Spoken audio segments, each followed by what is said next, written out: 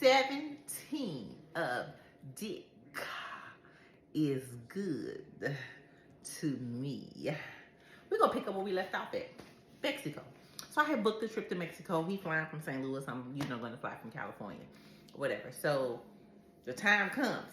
So I actually get there a day earlier than him. I don't know why he didn't fly the same day as me, because again, this nigga ain't working. He live with his mama. So why he wasn't able to come the same time I came, I don't know. But I do know I got there a day early. So when I got there, nice, big ass, sweet, oceanfront view, all of that. Nice. So at this time, I had been in California. And when you be in California, you can't be in California without having some edibles or weed. But see, I don't smoke, so I can't say that I had weed. It was some edibles. Hey, my niece got me started on edibles in California. But so I had learned at this point how to control the edibles. And when I say learn to control, because the very first time I had the edibles,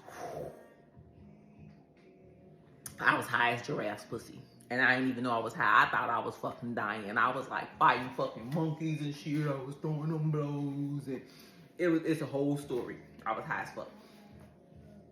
But I was like, I swear I'd never do it again. But some stupid goddamn reason I kept doing it. I did it so much I got to the point to where I knew. The key is finding out how much to take. Because you just want that peaceful feeling. Because if you ever been high and fucked while you high, let me tell you, that's some out of body shit. That's some shit that you can't even explain. Even the smallest little pimp bam bam dick can make you feel good when you high. Seriously. So the key is getting high. So anyway, I was in Mexico and I was by myself because he wasn't there. He wasn't coming till the next day. So, I was having my edibles in the pool and I was cha-cha-cha-chaing for the Mexican men and all this stuff or whatever. So, weed head, what did I call him? The weed man, the weed head, whatever it is, the weed guy, was due to fly in. He had an early flight. So, again, I'm feeling stupid because this dude ain't got no phone. Because I took his phone. I forgot to tell y'all that in the last chapter. When he told us stuff about his baby mama, I took his phone. So nigga didn't have no phone. He didn't have no phone. But see, listen, it was a benefit for him to have the phone because that was the way I was able to contact him because he didn't have no job. He couldn't pay a phone bill.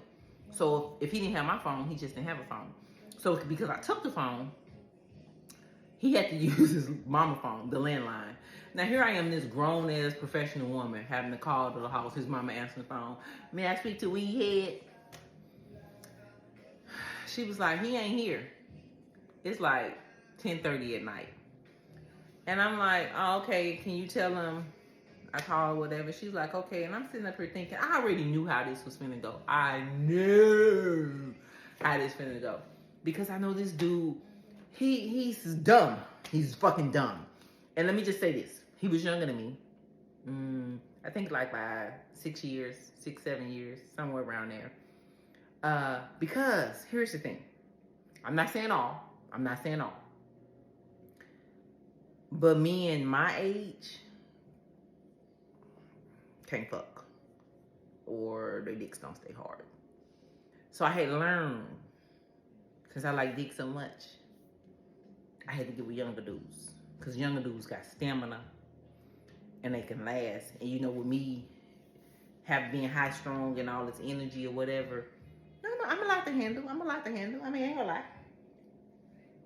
I know I'm a lot to handle.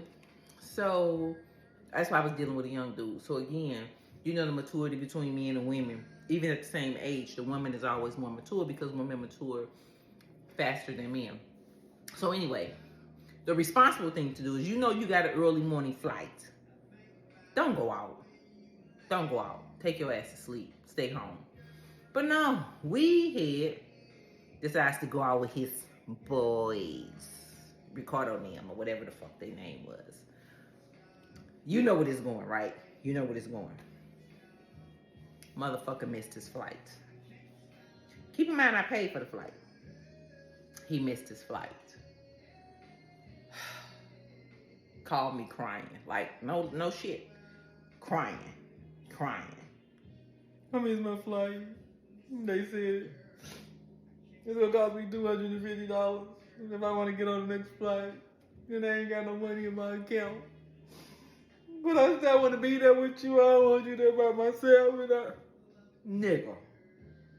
So you ain't think about all that last time when you decided to go out and record on them? But I thought I was going to be able to get up in my time.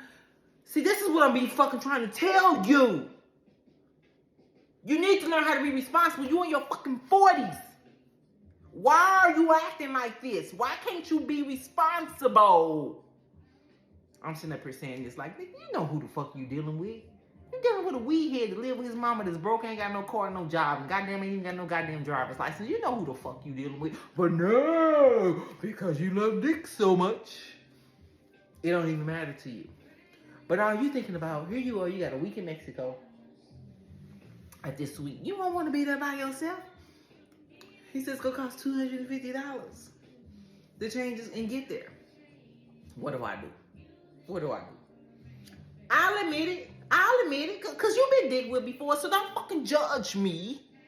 Because you've been dick whipped before. Got on the phone with the people, paid $250, his ass flew in. And let me say, I'm be honest. I was higher than a motherfucker. Like flying kites high. Like, oh, I was feeling good high. You know what I mean? Feeling good. And all I could think about is how good the dick was gonna be when he got there, because I was high as shit. I was.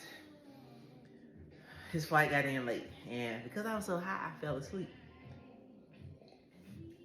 But I had gave him the room number, and I don't even remember. I don't think they gave him a key. No, they don't do that. I gave him the room number. I remember hearing a knock on the door. No. I got up, butt ass naked. Went to the door, and I'm still high. I'm still floating, I'm still high. And as soon as I opened the door, he looked in my eyes, and he already knew. He was just shaking his head. He was like, Monty is high as shit. He already knew. But he knew his position. Nigga, you know your position. I'm paying for you to be here to do what? Fuck me. So high or not, come in and do what you supposed to do. Because nigga, I paid for you. You is mine. Your time is mine. Your dick is mine. Because I paid for you to be here. So he came in, undressed me. I feel that shit like it was yesterday. He served me.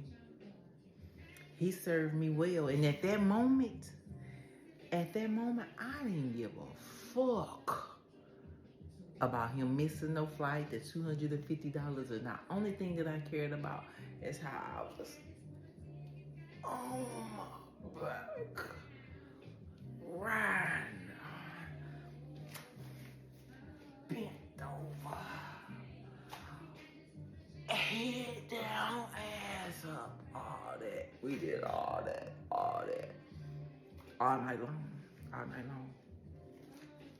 But then when the highness wore off and I woke up, nigga, what the fuck was your problem? How you gonna go off the night before you know you got an early morning flight? Got in his ass. Like a little kid. I know, Monty. I'm gonna do better. I know I keep fucking up. Monty, don't give up on me. I keep fucking up. You goddamn right you keep fucking up. You want this life? You want this pussy? You want to keep on doing this? You want to keep on flying all these places? If you gonna be my dude, if you gonna be my dick to travel with me, I'm at least need you to get on your fucking flights and be on time, nigga, because I ain't finna be paying all this extra money and all this stuff. You done already told me that your baby mama is your priority and all this stuff, but you know what? I'll be woman enough to admit I made dumb decisions. All because dick is good to me. You have too. I know this is resonating with many women out there. We're going to talk more about it in the next chapter.